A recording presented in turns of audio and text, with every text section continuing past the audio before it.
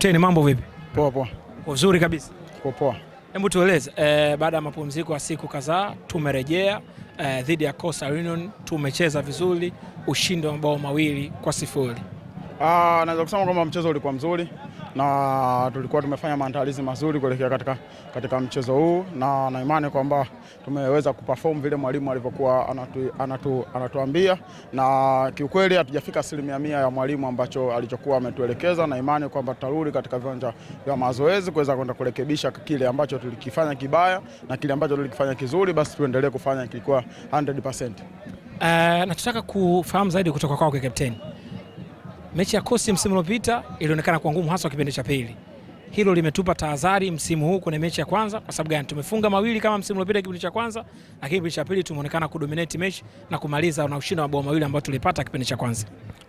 Ilikuwa ni kumbukumbu nzuri ambayo sisi kama wachezaji na benchi la ufundi kwa ujumla leo kabla ya kikao waliweza kukumbusha wachezaji wapya ambao walikuwepo kwamba msimu uliopita tuliweza kufunga goli 2 na wakarudisha, na katika pointi ambazo zilikuwa tumeangusha tukiwa nyumbani. Kwa hiyo hilo kwanza lilikuwa kama linatupa alert kwetu sisi kwamba mchezo sio mchezo rahisi, kwa hiyo tunahitaji kupata magoli, lakini vile vile kuangalia kwamba kisije kikatokea kama cha msimu uliopita.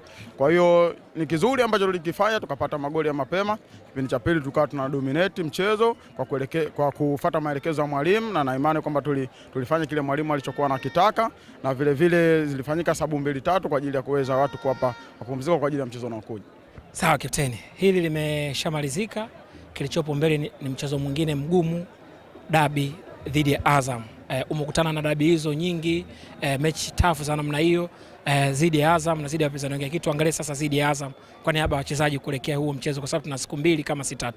Naweza kusema kwamba tunatoka hapa, mchezo huu ushapita, tumeuacha nyuma.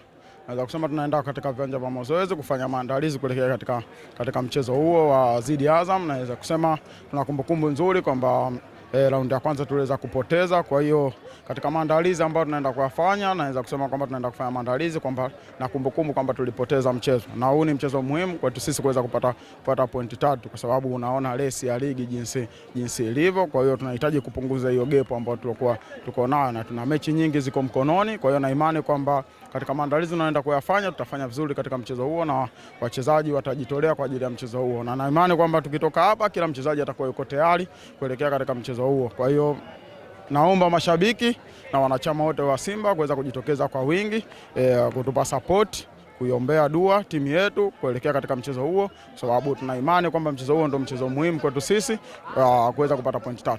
Shukrani. Asante sana.